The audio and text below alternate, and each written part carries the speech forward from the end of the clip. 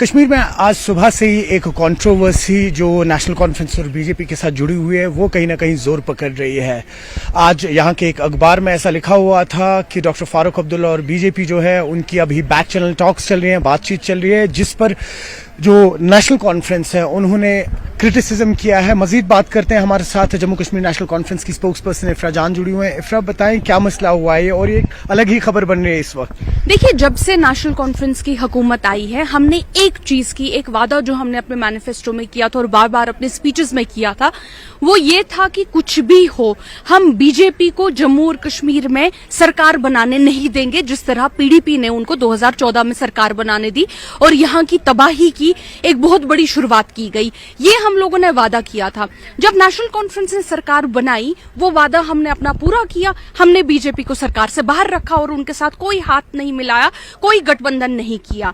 ये हम सभी लोगों ने देखा। लेकिन ये चीज जो है बहुत सारे लोगों को हजम नहीं हो रही है, बहुत अनफॉर्चुनेट है।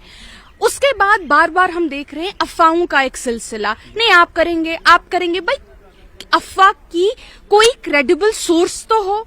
अब अखबार में आज नई एक कहानी आ गई है। कहानी क्या है? हमने जी सुना है। किससे सुना है? सोर्स कोई मेंशन्ड नहीं।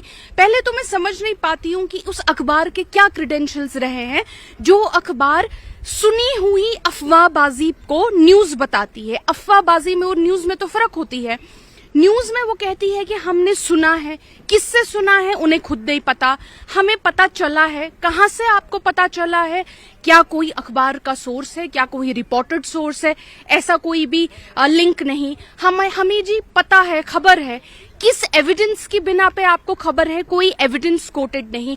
तो कंप्लीटली किसी इंसान ने कोई सपना देख लिया है, जर्नलिस्ट ने उठा के कहानी छाप दी है। ये अनफॉर्चुनेट है, अगेंस्ट डेमोक्रेटिक एथिक्स है, अगेंस्ट जर्नलिस्टिक एथिक्स है। और अगर आप कहानी देखेंगी, इतनी बिजार सी है। कहानी में है कि फारूक अब्दुल्ला साहब जो है, उन्होंने उमर जो कल की मीटिंग हुई होम मिनिस्टर साहब के साथ, उसमें लिखा गया है कि फारूक अब्दुल्ला साहब ने मीटिंग कराई चीफ मिनिस्टर और होम मिनिस्टर की। Forget everything else, common sense की बिना पे बात करते हैं। कॉमन सेंस के बिना पे क्या एक चीफ मिनिस्टर को होम मिनिस्टर से मिलने के लिए कोई इंटरमीडिएरी चाहिए? क्या होम मिनिस्टर से मिलने के लिए एक रियासत के चीफ मिनिस्टर को कोई बीच में चाहिए जो मीटिंग फिक्स करेगा? ये तो एक मजाक है। चीफ मिनिस्टर कभी भी एक सीनियर मिनिस्टर से मिल सकते हैं और ऐसी मीटिंग हुई है। स्टेटहुड की बात हुई है और ये एक लार्जर पिक्चर भी है जहां स्टेटहुड रेस्टोरेशन जो है उसको कहीं ना कहीं डिरेल करने की कोशिश की जा रही है। कल की मीटिंग में स्टेटहुड की बात हुई, जो कठुआ में हुआ, जो बारामुल्ला में हुआ, उनकी इन्वेस्टिगेशंस की बात हुई। एक बहुत प्रोएक्टिव, फॉरवर्ड लुकिंग जम्मू और कश्मीर के लिए डेवलपमेंट एजेंडा की बात हुई। तो ऐसी मीटिंग्स होती रहेंगी। लेकिन मैं बस ये उम्मीद करती हूं कि आप, अगर नेशनल कॉन्फ्रेंस से कोई गलती होती है, आप बिल्कुल, मैं जर्नलिस्ट अपने भाई बहनों से अपील करती हूं कि अगर नेशनल कॉन्फ्रेंस कोई गलती करती है, आप बिल्कुल हमारी तनकीद कीजिए, लेकिन बेस्ड ऑन एविडेंस। ये अफवाहबाजी, हमें लगता है पता नहीं कहां से आप कहानियां उठा के छाप देते हैं, सरासर झूठ बोलना जिनकी कोई बुनियाद ही ना हो, ये शर्म की बात है और इसकी जितनी मजम्मत हम करें वो कम है। और वही हमने देखा कि नॉर्थ कश्मीर के एमपी इंजीनियर रशीद जो है वो 2 दिन के लिए अभी कस्टडी पैरोल पे बाहर है। आज 30 सेकंड मिले उन्हें पार्लियामेंट में अपनी बात रखने की। उस पर उन्होंने कहा कि कन्ना की रोड कनेक्टिविटी की बात हुई है। नॉर्थ कश्मीर में कई सारे ऐसे एरियाज हैं जो 6 महीने कट ऑफ रहते हैं।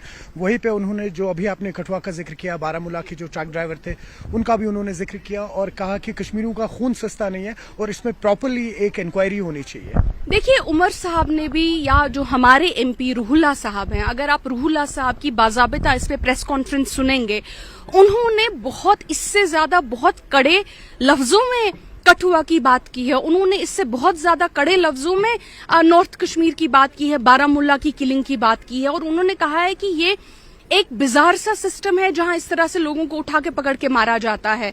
चाहे हमारे एमपी रूहुल्ला साहब हो, उनको, रूहुल्ला साहब को तो इनफैक्ट पार्लियामेंट में इस बात करने का मौका भी नहीं दिया गया। उन्होंने टाइम मांगा था, हमारे एमपी को टाइम भी नहीं दिया गया।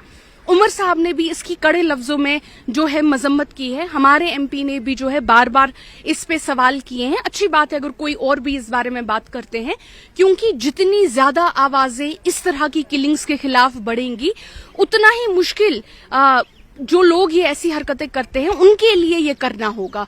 तो the more voices we have the better. लेकिन नेशनल कॉन्फ्रेंस जो है it is leading the voice for Kathua and it is leading the voice of justice for Baramulla. Thank you. News 18 के लिए जहांगीर अजीज के साथ श्रीनगर से।